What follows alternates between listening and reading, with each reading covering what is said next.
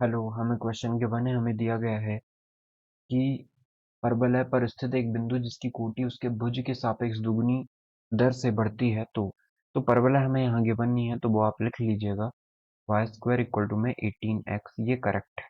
ठीक है, तो ये आपको याद रखना है कि इसका परवलय ये है, तो ऐड कर लीजिएगा परवलय Y square equal to 18x। ठीक है, इसमें मतलब इन्वेस्टमेंट था, मतलब नहीं था, ये टाइप करने में कोई मिस्टेक हो गई होगी। परिस्थित एक बिंदु जिसकी कोटि उसके भुज के सापेक्ष दुगनी दूरी दर से बढ़ती। ठीक है, तो देखते हैं इसको कैसे सॉल्व करेंगे हम। तो हमें जिस तरीके से गिवन है कि इसकी जो क्या है, कोटि और भुज। ठीक है, कोटि उसके भुज के सापेक्ष दुगनी दूरी से बढ़ती है। इसका मतलब जो उसकी कोटि है, भुज कोटि, भुज x होता है और कोटि हो जाती है y। आई होप ये करेक्ट होगा। ठीक है, ऑर्डिनेट और एब्सिसा देखा जाए तो ये ऑर्डिनेट होता है और ये होता है एब्सिस। ठीक है, एब्सिसा होता है। अब यदि हम देखें तो हमें गिवन है कि उसका जो कोटि है, ये जो कोटि है वो भुज के सापेक्ष दुगनी दर से बढ़ती है।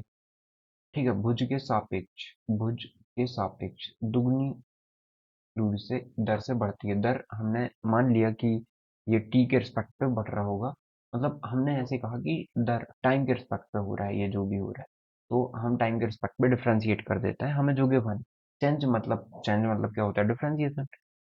ठीक है, बढ़ती है घटती है, बढ़ रहा है कोई चीज तो भी हम चेंज बोलेंगे, घट रहा है तो भी हम चेंज बोलेंगे। तो इसे आप एओडी से आसानी से कर सकते हो, ये आप आगे पढ़ोगे। यदि डिफरेंशिएशन का आपको नॉलेज है, आपने बेसिक मैथ्स में पढ़ा होगा तो आपको इस चीज का नॉलेज होगा। तो हमने y को भी डिफरेंशिएट कर दिया टी के टर्म में, x को भी डिफरेंशिएट कर दिया, हमें इन दोनों के बीच में रिलेशन दी है कि ये दुगना है। ठीक है, अब यदि हम देखें वाई स्क्वायर इक्वल टू में 18x, ये हमें गिवन है। इसका यदि हम डिफरेंशिएट करते हैं तो y का कितना हो जाएगा 2y, और y का फिर से होगा dy अपॉन में dt, क्योंकि अलग फंक्शन के रिस्पेक्ट पे कर रहे हो और ये फंक्शन y है।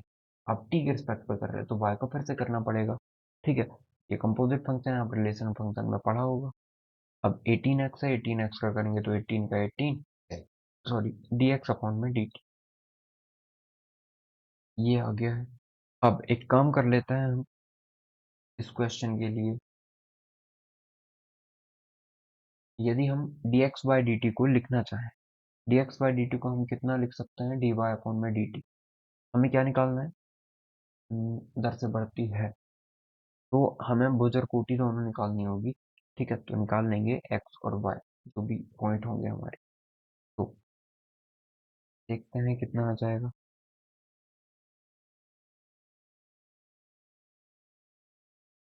तो यदि हम देखें यहाँ पे कि 2y dy बाई dt को एज इट इज लेकर रहने देते हैं और इसको चेंज कर लेते हैं हम 18। dx बाई dt को लिख सकते हैं 1/2 dy dt। 2 से ये 9 टाइम कैंसिल कर देते हैं। ठीक है, तो ये dy से dy dt कैंसिल हो जाएगा, dy बाई dt से dy by dt cancel. 2y equal to में कितना आ जाएगा 9, या y इक्वल टू में कितना आ गया 9/2। आई होप आपको ये क्लियर हो गया होगा 9/2 कैसे आया। अब x की वैल्यू निकाल लेते हैं, तो x की वैल्यू इक्वेशन नंबर 1 से निकाल लो। तो y का स्क्वायर है, मतलब 9 का स्क्वायर 81 और 2 का स्क्वायर 4 इक्वल टू में 18x। ठीक है, तो अब यदि हम देखें तो 9 से 2 टाइम, 9 से 9 टाइम, 2 का मल्टीप्लाई यहाँ हो जाएगा तो 9/8 हो जाएगा, ये x आ गया। तो x आया 9/8 और y आया 9/2। इसका मतलब इसका जो करेक्ट आंसर होगा वो हो जाएगा option number 4। Option number 4 9/8 comma 9/2। Okay, ये होप आपको समझ में आया होगा कि हमने इस क्वेश्चन को कैसे सॉल्व किया है। ये क्वेश्चन हम डिफरेंशिएशन से करेंगे तो बहुत आसानी से और बहुत जल्दी सॉल्व हो जाएगा। आई होप आपको मेथड समझ में आई होगी, नहीं आई है तो हल्का सा आप डिफरेंशिएशन थोड़ा सा भी आइडिया रखेंगे तो ये क्वेश्चन आप लोगों से बन जाएगा। तो your correct answer is option number 4 9/8 and 9/2। Thank you.